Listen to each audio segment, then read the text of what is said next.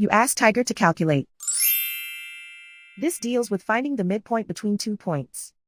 The midpoint between the 2 points is 0, 48.5. Let's solve it step by step. Plot the 2 points and calculate the midpoint using the formula. The coordinates of point 1 are, x1 equals 53, y1 equals 74. The coordinates of point 2 are, x2 equals negative 53, y2 equals 23. PM represents the midpoint of the 2 points.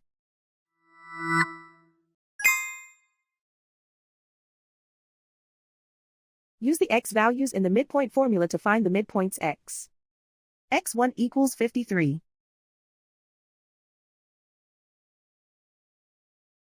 x2 equals negative 53. Simplify the arithmetic.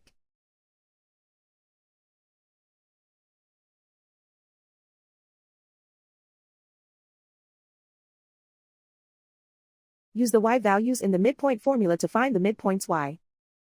y1 equals 74.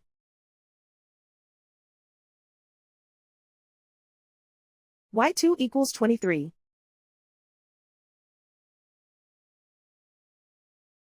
Simplify the arithmetic.